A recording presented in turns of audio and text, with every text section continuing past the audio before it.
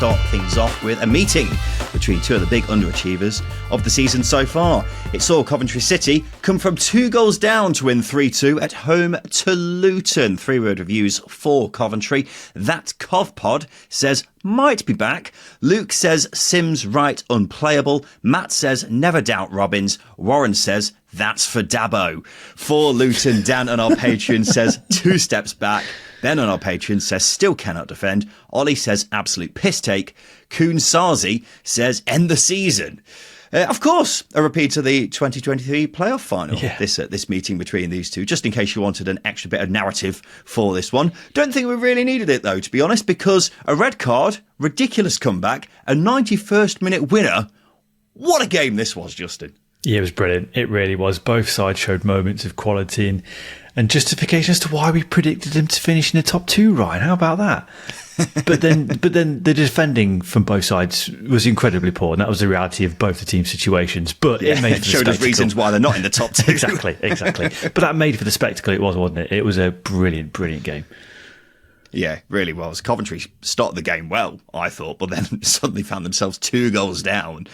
And from that point, I will be honest, I just assumed it was going to be another very bad day at the office for them and Mark Robbins. But then they got the one back. They kept pushing and pushing until they got the second through a beautiful finish by Victor Torp. And then when a team comes from 2 goals down, you always get the sense that, they could go on and win this now. And they bloody did. And the scenes were great when that happened. An astonishing comeback it was, even more so when, remember, the confidence must have been pretty much on the floor with Coventry's recent form.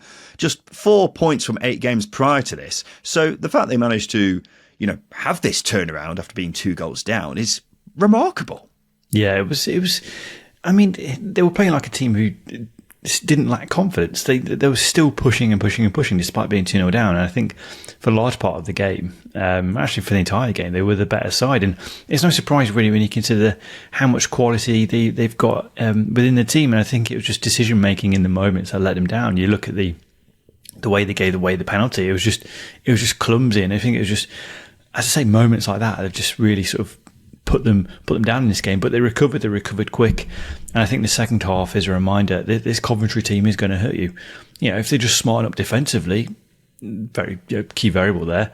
It's a reminder to everybody that this is a really good side that shouldn't be where they are, but they are because they've been pretty shit. But that's by the by. They've got plenty of quality. Yeah, they definitely have. There was quite an incredible moment in this game where Coventry were 2-0 down, but the fans were there singing there's only one Mark Robbins. And even though there's been a growing section of Coventry fans saying, look, Mark Robbins has done a lot for us, but maybe it's time for a change, there was still a huge amount of support for him. And he even admitted after the game that he could have very easily lost his job in the past few weeks. That's how bad they have been. But many of the fans have stuck by him, and it helped inspire this pretty insane comeback. And what a comeback it was. And we know what's happened with Coventry over the past couple of seasons. Just a shocking start, but then all of a sudden they just click and become one of the best teams in the league. Around this time of year, they'll be hoping that this is that moment where everything clicks and everything just spins on its head.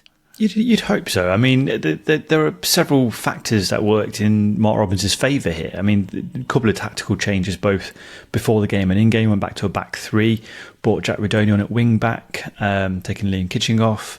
Victor Torp came on as well. He changed the game. Mark Robbins actually instructed Torp to shoot more. So, it tells you that there's certainly signs of life. And also there's a manager there who's still able to tweak things as he has done in the previous 2 years from their poor starts to the seasons. He's able to continue to tweak things to get more out of this team, and you just hope that yes, this is the kick up the arse that this team needs, because there's plenty. I keep saying it, but there really is plenty of quality. You don't have to look at Victor Torp's goal, for example, as a reminder of what individuals can do within the side. Now, if they get playing as a unified group, then they really can go far. It's just developing that consistency and just smartening up defensively, because, as I say, this needs to be the kick up the arse that they need. It can't keep happening, but it has. Yeah.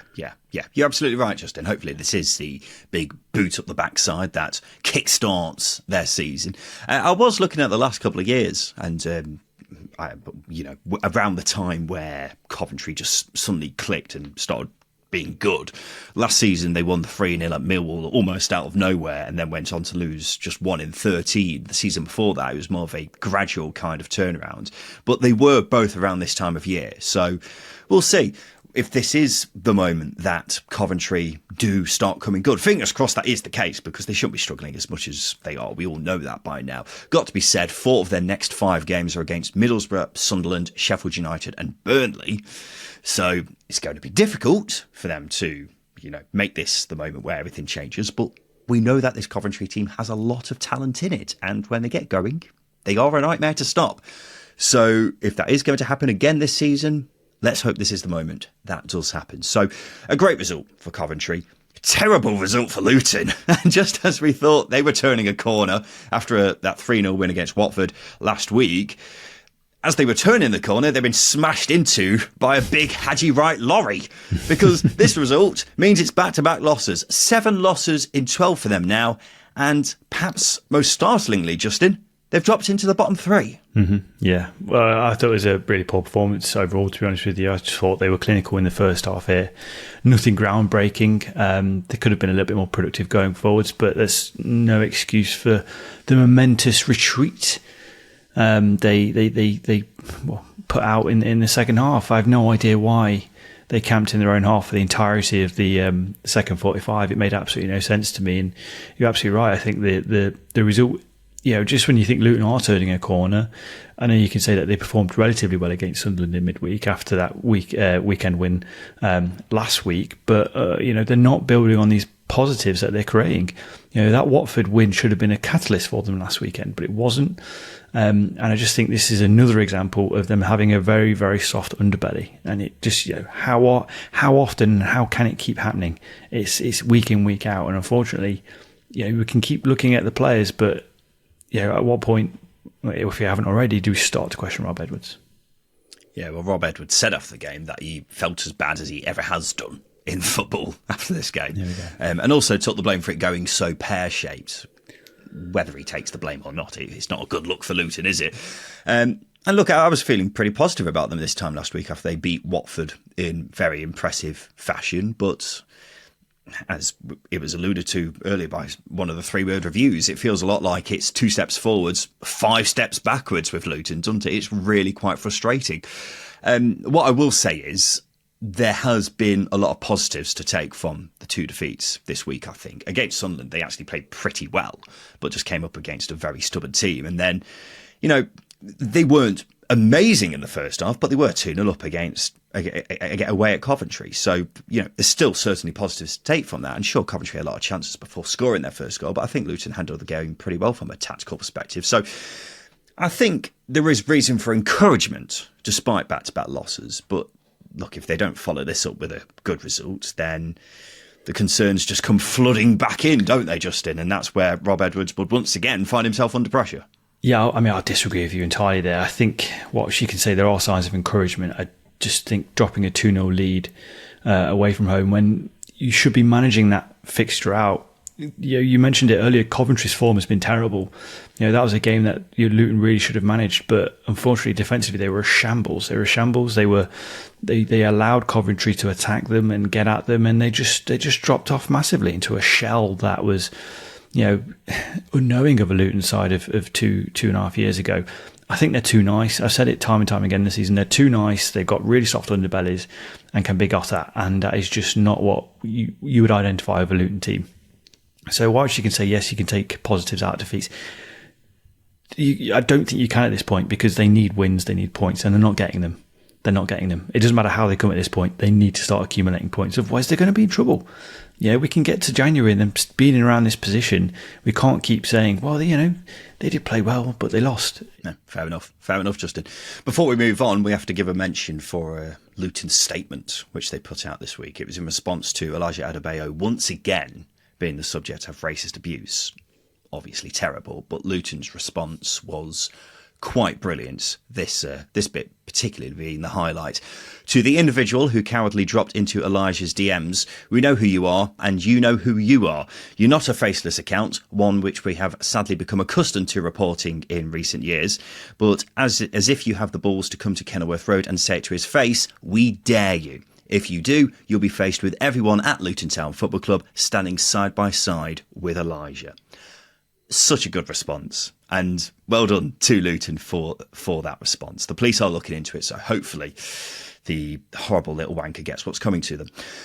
Let's move on just into a game of the season contender at Carrow Road this Sunday afternoon as Norwich and Middlesbrough drew 3-3. 3-word review from Aaron and our Patreon.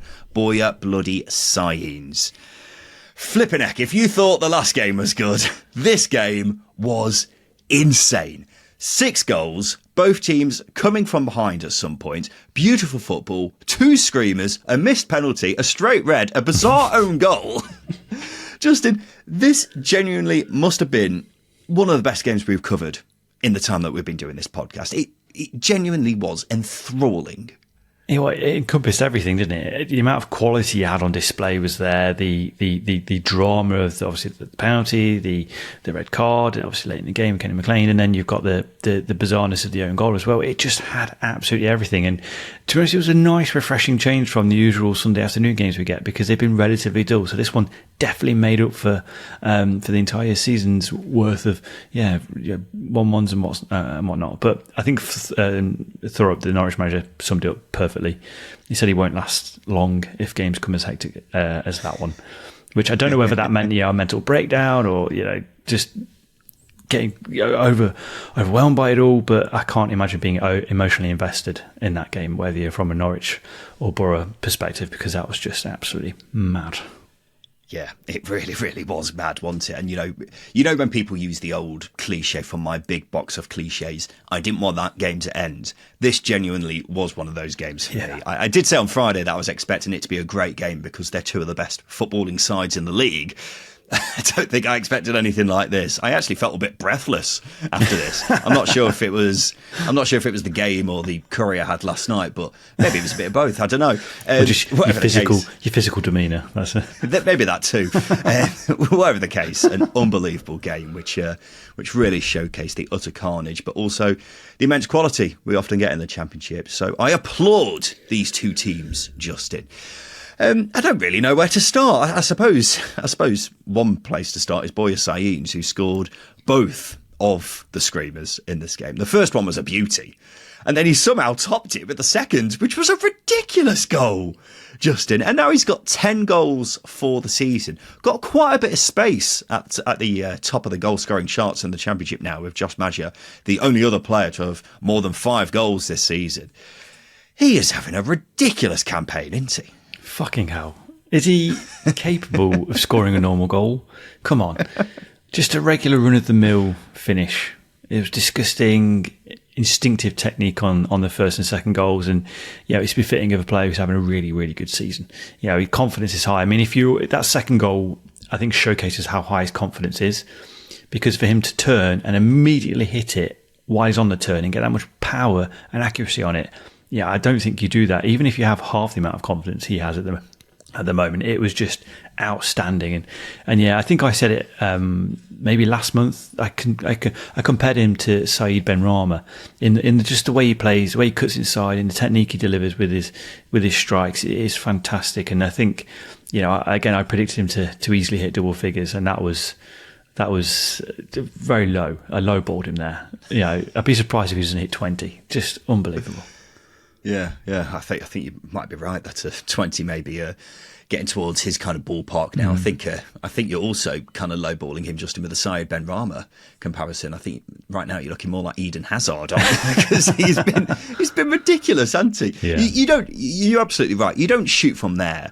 For those 2 goals if you're not full of confidence. And look, it keeps going off for him because he is on fire right now, isn't he? He is such a brilliant player. And we saw it in spells last season, but he wasn't doing it in most weeks, was he? That was the frustration with him. Right now, though, he is the best player in the Championship. Quite easily, isn't he? And I think Norwich could be in automatic promotion contention as time goes on. And a major part of that is down to him and his form this season, because it's been a remarkable start to the season. And this was a remarkable performance. He's one hell of a player at the time of recording, isn't he?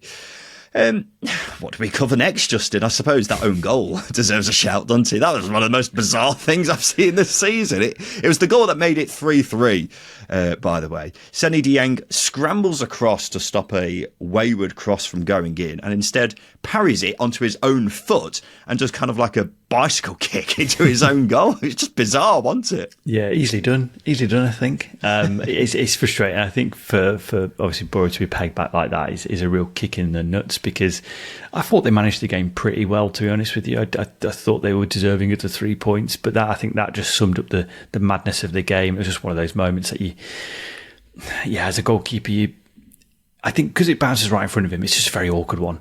It's a very awkward one. It's right on the line as well. So you sort of can forgive him a little bit, but maybe falls into the clanger category just about. No, just about. I don't think you can, Justin, because he's done enough to stop it from going over the line. And when you parry it onto your own foot, that's just unfortunate. But I do agree with what you were saying, because Middlesbrough did manage the game well, but I mean, what can you do when one of them's a free cone goal and the other two are worldies? Exactly. You know, exactly. That pretty much sums up how it went for Middlesbrough. That goal, by the way, the Seny Dieng going goal, means Norwich have now gone a full year without losing at home. Well, by the time they next play, it will be a full year, which is a pretty remarkable record, bettered only by Man City in the top 4 tiers of English football. That's how good it is. And with Middlesbrough, Justin, it's the first time they've scored more than 2 goals this season.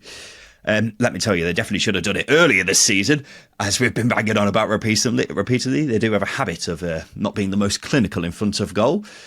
Hopefully that narrative ends here, though, doesn't it? Even though they did miss a penalty, we should mention that, but you know, they can't be having the fingers pointed at them now for being wasteful in front of goal after this game, can they? You can certainly say that. They got into some really good areas. I mean, you only got to see that with the goals that they scored.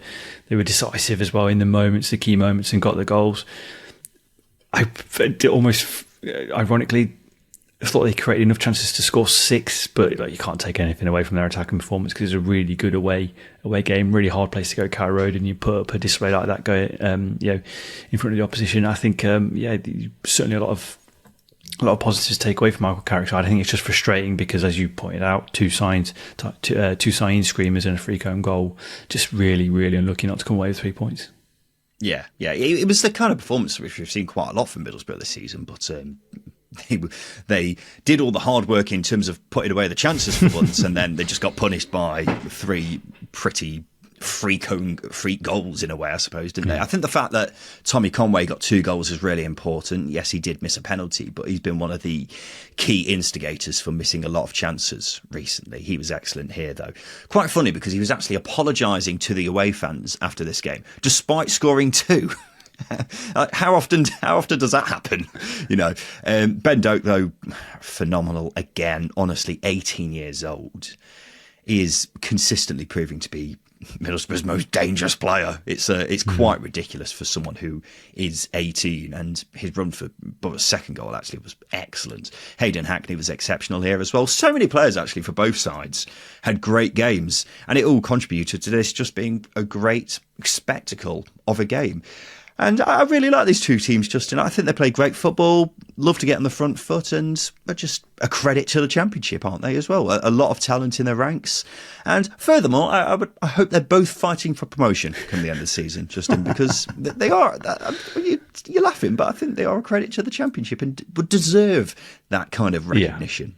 Yeah, I agree with you, because I think this game is a testament to both how both teams want to play. I know Norwich probably didn't find their groove as much as they wanted to, as much as Middlesbrough did.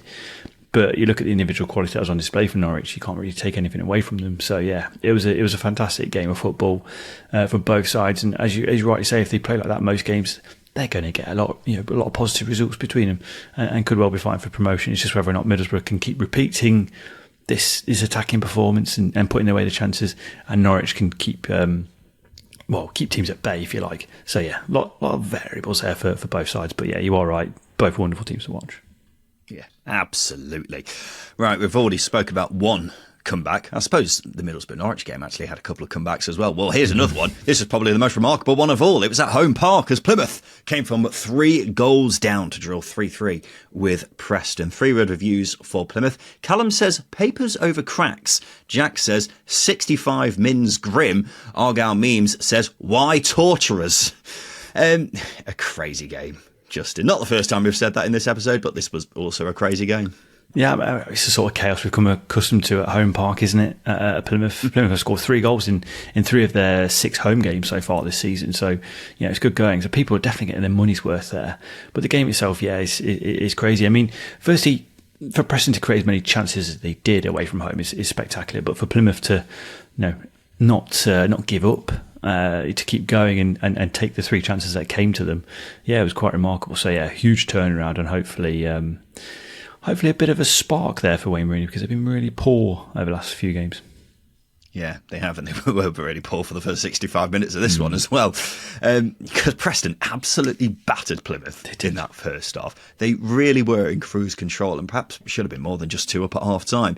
But then they even got a third straight after half-time. The pass by Kane Kesler-Hayden for that goal, by the way, is sublime. And then from that stage on, you would have just been, if you were watching the game, you would have been wondering, could this possibly even get worse for Plymouth? That's how bad they were. And the Plymouth fans were even booing their team just moments before they scored their first to get back into the game. And then there was nearly a 30-minute gap between Plymouth's first and the second. So many probably thought that was it, signs of a comeback, but it's faded away. But then 2 late goals and the scenes for the winner in the 91st minute were brilliant, weren't they? The Plymouth fans going crazy, the Preston players dropping to their knees. Great stuff all round. And after back-to-back losses for Plymouth, this fight back could be big for them, couldn't it, Justin? You were just alluding to it then, but it could be a big thing. Yeah, I think it needs to be a bit of a wake-up call, to be honest with you, because, to be blunt, to be direct, if they defend like they did in this game, they're going to lose more games than win, obviously, because Preston, as you pointed out, absolutely hammered Plymouth here. And, whilst Preston have had a good turn of form of late under Paul Heckingbottom, they're not going to be one of the strongest sides in the division. So if you get absolutely hammered at home by a team who are probably going to finish lower mid-table this season, no disrespect to Preston, then there's a few things wrong. But look, you've got to come out and praise the reaction. It was needed. I think the half-time message from Wayne Rooney was delivered, despite Brad Potts scoring in the 48th minute. I think he said to the players that if they don't change things quickly, he's going to make 5 changes. And then they instantly concede. But look, last 3 games, standards have dropped. So hopefully the final 30 minutes of this game is a catalyst going forward, because it does need to be. Yeah, I think maybe you might be a bit harsh on Plymouth considering they have come from 3 goals down. But at the same time, I do sort of agree with you, Justin. If you said Plymouth would get a point here against a pretty unremarkable Preston side, I would say that's probably not a great result, particularly when they're relying so much on their results at home park this season because they are absolutely hopeless away from home. But I think the manner of the fight back shows they have got a bit about them. Don't get me wrong, still one of the most likely to go down in my eyes this season, but they won't do it lying down, is what I would certainly take away from this game. Got to be said, their next game is away at Leeds. Oh, God. But then after that, they're at home to Portsmouth, which is that is a huge game, isn't it? So that's why this draw is big, because right now I think it would be safe to assume they'll lose at Leeds next week. I don't think I'm causing any outrage with that decision.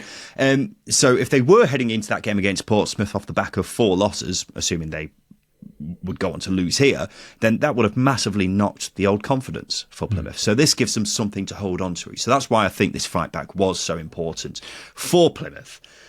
Just need to make sure that it has some momentum for them going forward, I suppose, for the lack of a better term. This would have been Preston's first away league win in more than 7.5 months. The last one actually being away at Plymouth last season. So, look, I think they would have been satisfied with a point before the game, but in the circumstances, a massive missed opportunity for them to get a valuable win and continue their good form, Justin. Yeah, it's disappointing, isn't it? 3 goals up away from home. You expect to see the game out. I think I would still take positives from it from their perspective. They were creative throughout the game. They grafted really hard as well. It was a fairly decent performance. Again, just to give more credit to Preston, I think Plymouth just scored from the 3 chances they had. I don't think they created an awful lot outside of that. So I think there are positives there, and I also think it's a very much chalk and cheese situation for Preston right now, because under Ryan Lowe they did not look this threatening ever, really. I don't think. Whereas they're looking more consistent going forward, which is great. Mats Jensen as well is looking brilliant under Paul Hacking bottom of recent weeks. So there are positives to take from it, but you are right. It is a missed opportunity because you concede. Well, you score 3 and then drop a 3-0 lead. It's it's a very bitter taste in the mouth. Yeah, Justin, they showed more threat in that first 65 minutes than they have done in pretty much every game under Ryan Lowe, didn't they? Because they were bloody so good in that first 65 minutes, which just shows how ridiculous it is that they did throw it away. They have got Arsenal in the League Cup in midweek, so good luck there, Preston fans. They have got some inviting looking games coming up in the league, so a win here could have continued to fuel their rise up the table. And they'll hope that's still the case despite this setback, because as I say, they've got some good games coming up. But pretty annoying from a Preston perspective. It's now time for us to check out how our second tier bet builder and multiple with SBK got on, which included our game of the week as well as Justin and I's 2 bankers from Friday. So our bet builder was on Burnley v QPR, and a £10 stake was due to return at £160. We had Elias Chair to have a shot on target. Unfortunately, didn't come in. Always going to be quite difficult to do when QPR only have 2 shots in the entire game. We also had Zian Fleming to have 2 shots on target. He had just the 1, even though he did have 5 shots in total. So I think we can put that one down as unlucky. We then also had under 3.5 goals, which of course sailed in at 0-0, and QPR double chance, which also came in. So we were on the right lines, just slightly off with the shots, unfortunately, in that one. We will talk about that game shortly. But then, ladies and gents, a £10 stake on our multiple was due to return £60. We had QPR double chance, which was a winner. We had Sheffield United to win, which was a winner as well. And then we also had Sunderland to win, which was, of course, a winner too, meaning we've got another winner in our second tier multiple.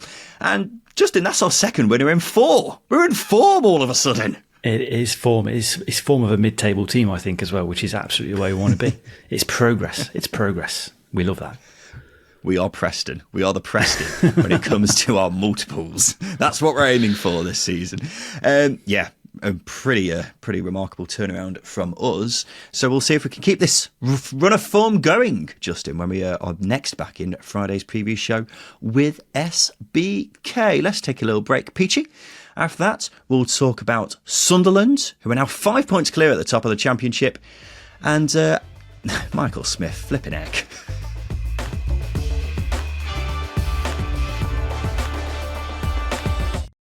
Welcome back to the Second Tier podcast. We'll get onto some more of the weekend's action very shortly, ladies and gents, but it's now time for us to reveal the winner of our latest edition of Jameson's Weekend Hero. And every single week, we're asking you to nominate a fellow Championship fan that you believe deserves recognition. And we've had some proper Marvel-esque heroes recently, Justin. No, they're not saving the world or fighting some CGI monster, but they're doing things like driving from Cambridge to Stoke for every game. You know, that kind of thing. So to nominate your Jameson Weekend Hero from this weekend, send us a voice note now on WhatsApp explaining your nomination. The number is in the show notes. And of course, if we pick you, you'll win a bottle of Jameson to share with your winner. But on to this week's nomination.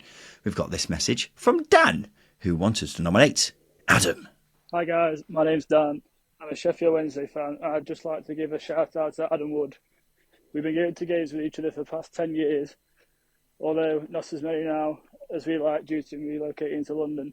One memory that sticks out particularly is watching Sheffield Wednesday get promoted from League One at Wembley. Been there with both our dads. It was like a very special day. But I just want to say I hope you had a good time last night watching the Mighty Owls beat Portsmouth, and of course seeing that Michael Smith screamer. Good stuff. Just in case that middle part was a little bit unclear, Dan was talking about the League One playoff final back in 2023, which Wednesday, of course, won 1-0 against Barnsley with that Josh Windass goal right at the death. But Justin, it's such a nice thing, isn't it, when, despite moving away from each other, friends still have that connection of watching their team, which will always bring them back together, won't it? Well, football does that, doesn't it? Keeps you all banded together, whether that be family or mates. It's an emotional investment. It brings everyone together. Yeah, you're right, Justin. Yeah, I'm going to vote for you because you sound like the person who's the voice of the people. And with that being said, let's raise a glass of Jameson, ginger and lime to Adam. We've had, 3 brilliant weekend heroes throughout October, so we're putting it to a poll. Who deserves the title of Jameson Hero of the Month? Just having a quick swig of my Jameson. Beautiful. We've had Stoke fan Helen, who is the one who's been taking her kids from Cambridge to Stoke for 20 years now.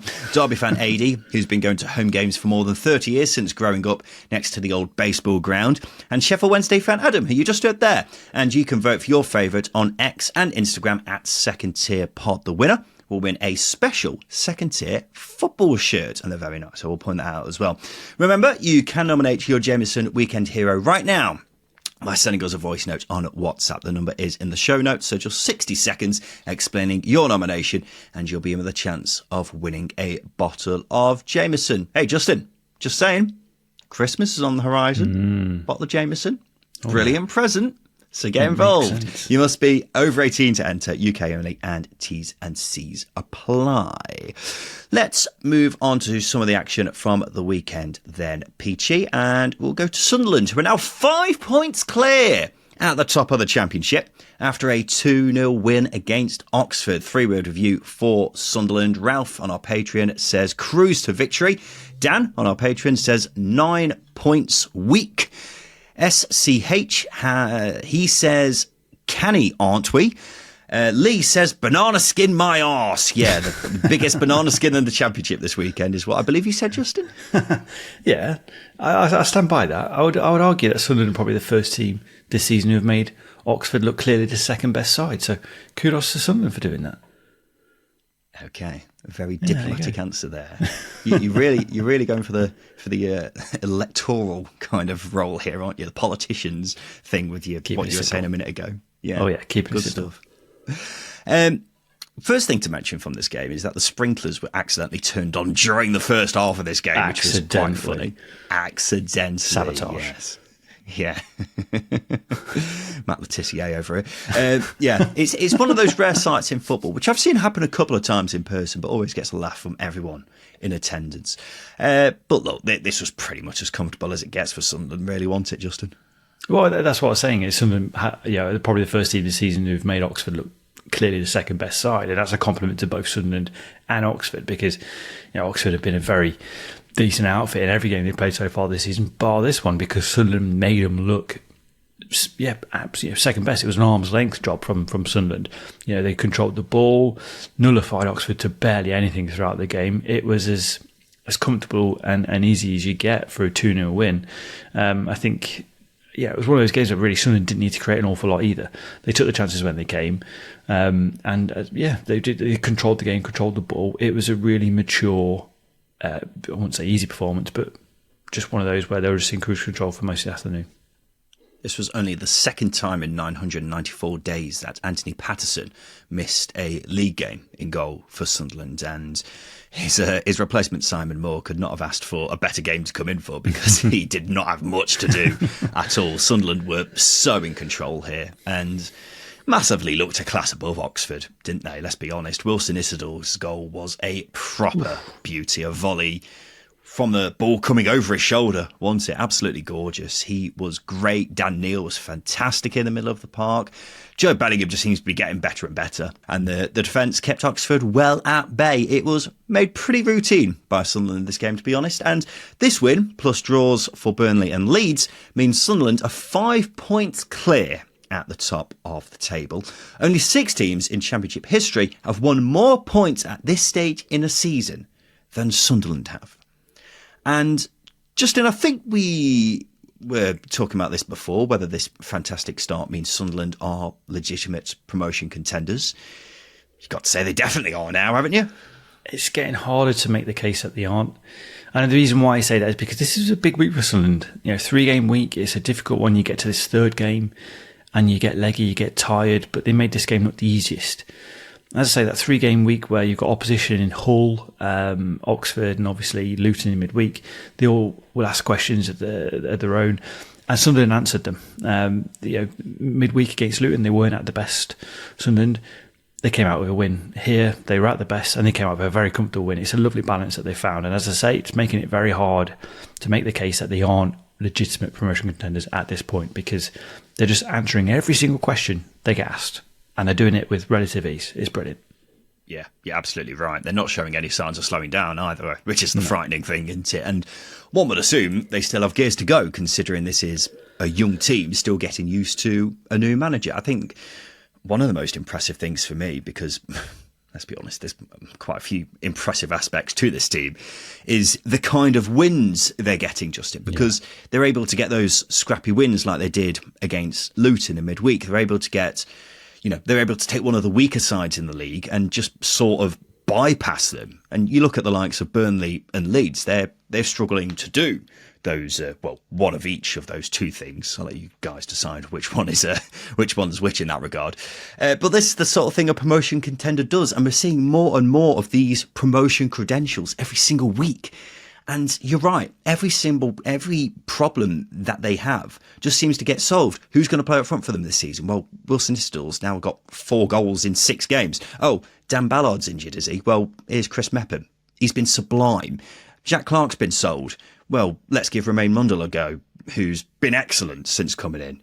They're just a team that absorbs every blow it gets dealt. That's the making of a genuine promotion contender. And I think Sunderland are definitely that at this stage. I think anyone who's denying that now is just talking rubbish, because they are just looking so good. And it's because, of course, there aren't many other teams out there who are looking like they're in the same kind of level as Sunderland right now. It's making it really difficult to argue that anyone else is ahead of them in that regard. A quick word on Oxford, Justin. Now without a win in 7. Have drawn a lot of those games, is worth saying. But are you concerned about the direction they're heading in? I mean, without a win in 7 is quite a concerning result. And I know I've given them a lot of praise over recent weeks, but at some point you are going to have to start drawing a line under that praise, like we've done with most teams. It's a reminder. I think it's also a reminder of where they are. They are a good side, and they have been doing well, and they've been doing really well, probably overperforming to be around mid-table at this stage in the season with their budget. But they do need to win sooner or later. There's no point in having a good start and not building upon that, because at this stage in the season, you can be dragged in the bottom echelons of the Championship very quickly if you're not winning games. Sleeves have got to be rolled up, and as I say, can't continue to praise them for not winning games. It's just not good enough. Well, they're still 14th as things stand, so quite a bit of traffic between them and the bottom 3, but just a 5-point gap. Wouldn't take long for that to erode away if they don't get some wins on the board soon. So I am a bit concerned. I think they were riding the crest of the wave after getting promoted, and now they're in a bit of a flat patch. So they need to sort of gee themselves up again. And I think they have been a bit fortunate to draw as many games as they have in this winless run. And I'm worried about where the goals will consistently come from now that Mark Harris's green patch has seemingly come to an end. In fairness, they have had a few tricky games during this spell, so I think you will give them some credit in that regard. And they have got Swansea and Hull at home in their next couple of games. If they're not winning at least one of those games, then I may have an alarm bell ringing. Not multiple, just one. Because if they don't get a win from either of those 2 games, I would be getting rather worried about Oxford. So not losing my head just yet, but that's where I'm at with them at the moment. On Friday night, a worldie from Michael Smith saw Sheffield Wednesday win 2-1 away at Portsmouth after coming from a goal down. 3-word reviews for Wednesday. Chris says showed some bottle. Adam says playoffs back on. Simon says Michael Smith thunder chuffer. Bloody hell, Justin. What a goal that was. Sickeningly good. there's an angle from the Portsmouth stand behind the goal that just makes it better. It was just an incredible strike. It's so sweetly struck as well. A definite contender for goal of the season, because I don't think you can get that level of drive on it. It was literally like a golf drive, wasn't it? It was just brilliant. I am sceptical a little bit though, because I think he just couldn't be asked to get into the box. And I think he just went, "No, fuck it," and pulled his leg back. Scored out of laziness. Yeah. Classic Michael Smith. I will admit, Justin, when I saw the lineups for this game and I saw Michael Smith starting, I was like, really? Because he's never been the most convincing striker at this level, is he? I don't think I'm causing much outrage in that regard. Yeah, useful's one way of describing him, I suppose. But my jaw nearly fell off my skull when this goal went in. I could not believe my eyes. It's one of the cleanest strikes you'll ever see. The technique is inch perfect. And one of the replays is complete and utter filth. It's not the one that you were talking about where it's from behind the goal. It's the one where it's kind of like low down and you just get to see that the ball has gone about 5 yards wide and then curls into the top corner. It's just simply unsavable. And I also enjoyed Barry Bannon, who was punditing on the Saturday.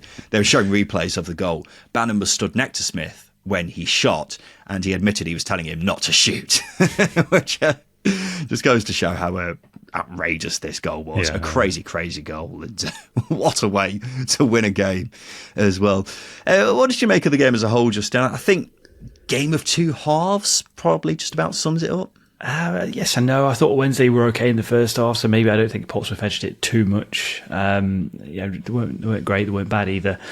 Portsmouth maybe marginally better, but the second half I think Wednesday just cranked it up, come from behind against Coventry and now Portsmouth, so I think they're heading in the right direction for them from their perspective. But game of two halves, maybe giving Portsmouth a little bit too much credit here, because as I said, I'm not overly convinced by them at the moment. But as far as the game goes, I thought it was an evenish game, but I think Wednesday certainly edged it.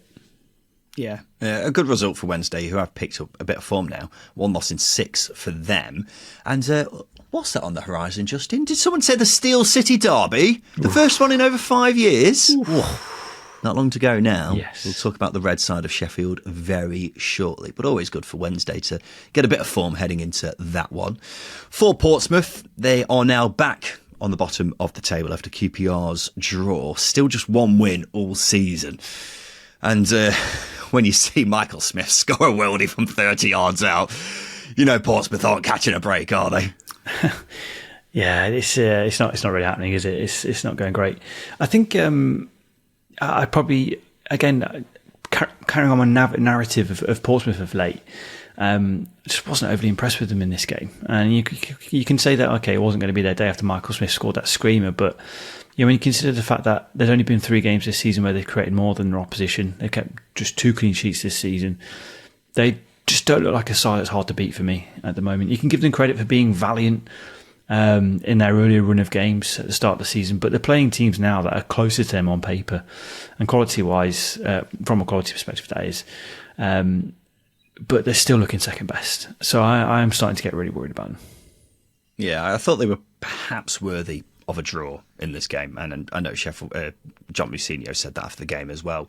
To be honest, though, Sheffield Wednesday at home, that's a decent opportunity to go and get just your second win of the season. So to leave empty-handed, albeit to a wonder strike, is very disappointing from a Portsmouth perspective. And I feel sorry for Pompey. I'm not going to mention that horrible fixture list at the start of the season because we're way past that point now. I just don't think they've been as bad as the results suggest, really. But I do also get the sense that there's not really anyone who's absolutely stinking the place out so far. So someone's got to be, air quotes, the weakest side in the league so far. And unfortunately, that's Portsmouth as things stand. I still have belief that they will turn it around, and it's also got to be said their next 7 games are all very winnable. But they need some results on the board. I think that goes without saying, doesn't it? Because it's only going to get more and more concerning the longer this goes on. Sheffield United, they bounced back after consecutive defeats by beating Stoke 2-0. 3-word review for Sheffield United. Bob says emotional 3 points. Yes, there were tributes to George Baldock before and after this game. It was Sheffield United's first home match since his passing earlier this month. There was a minute's silence, a lap of honour with a shirt which had Baldock's name on it, and the squad had a picture in front of the Kop afterwards. The fans were also singing his song throughout the day as well. So a very emotional afternoon at Bramall Lane. And on the pitch, Sheffield United put in a performance to top off the occasion, Justin. Yeah, it was a brilliant performance, a controlled performance as well. Just one that I expect of Sheffield United this season. They controlled the game. Stoke never really got a sniff in on goal. I think they barely had a sweat, to be honest with you, from a Sheffield United perspective. They were controlled. They were brilliant. Individuals were looking sharp again after. The last two defeats weren't particularly poor performances. They just weren't, as productive going forwards. But when you look at how dangerous Jezren Raksiaki was again in this game, Tyrese Campbell getting a goal, it was a really, really good performance. Well, it was interesting to see how they responded after their first two losses of the season, and they responded with one of the better performances of the season, I'd say. I have been bemoaning the lack of control Sheffield United has shown in games like this so far this season. I still don't think it was perfect in that regard, because Stoke did have some decent chances in the second half, and a better team might have given Sheffield United something to think about. But Victor Johansson had to make some great saves in the Stoke goal. Overall, a great response from Chrissy Wilder's boys, because, as we were alluding to on Friday even, I was slightly worried that those two losses may knock the confidence and we may see Sheffield United start to tail off a bit. But if you're wanting a response which says that's not going to happen, this was a great way to show it. Let's move on to Burnley 0, QPR 0. 3-word reviews for Burnley. You're going to love these, Justin. Robbie says Scott Parker ball. Steve says barn door missed. David says dull as dishwater. Justin, this game went exactly as I expected it to go. Admittedly, we didn't get the shot on target picks right in our bet builder, which is a shame, but otherwise QPR very clearly came for a point, and Burnley, once again, didn't have a clue what to do about it. It is incredible, isn't it? It's incredible. There's still sections of supporters that find us a little bit too critical of Scott Parker, which this performance should tell you exactly why we're critical of Scott Parker and Parker Ball in a nutshell. 40 minutes went by, and there wasn't a shot on target from Burnley, Ryan. 40 minutes. You're at home against a team in the bottom three. Come on. This is poor. Well, they were bottom. Come on. We're taking a piss here. That's ridiculous. It's not good enough. It's becoming funny now, isn't it? And we can't get away from that, because it's the same thing every single fucking week. It's doing my head in. It's annoying me. It's irritating me. What can I say? It's like it's getting beyond parody now, isn't it? It really is. But it's just so predictable, isn't it? 22 shots from Burnley, and they failed to create an XG of more than one, according to Opta. They just find themselves restricted to shots from distance and, I was going to say half chances, quarter chances, really, with not much of an idea of how to do anything about it if a team is sat back against them. And I've seen a few people start to say we've got an agenda, which you were just alluding to then, Justin, but we haven't. We're just saying the same things that Fulham and Bournemouth fans all said about Scott Parker's football, and the same thing that more and more Burnley fans are saying as well. So this isn't an agenda. Scott Parker's football is just very dull, and he doesn't know how to break teams down. That's become very apparent this season. Perhaps the most bizarre thing, Justin, Scott Parker said afterwards, this was arguably their best performance of the season, which is an astounding claim. That's the biggest load of bollocks I've ever heard in my life. The Luton performance was their best one at the start of the season, first game of the season. I thought they countered them brilliantly. I thought they set up perfectly in that game. I really did. I thought that was a really good performance. I'll stand by that. I'll stand on the hill for that one. This wasn't a good performance. Okay, they controlled the game, they controlled possession, but QPR set up for a draw. They were never going to outpass Burnley in that game. I think that was one moment where there was a pass. I think it was in the first half. There was a pass through. I can't remember who it was, onto a left winger, and the shot was blocked. That was the best chance they had. And you raising your eyes like you're trying to think deeply about that moment. It was a passive moment. That was as close as they got to the goal, I think. And it's not something that's worth remembering. I know Connor Roberts hit the bar from distance, but again, they were the best two chances they created. If you've got a team with that much quality in it, and you're not breaking a team like QPR down, who have been conceding goals for fun. They're not a very good defensive outfit this season, but they made them look like a very good defensive outfit this season.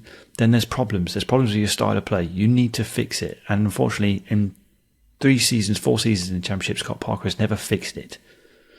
No, he hasn't. I'm still getting over that claim from Scott Parker because that's just ridiculous, isn't it? You could actually argue that QPR came the closest because I think it was Paul Smith, who hit the bar from one of QPR's 2 chances that they had in this entire game.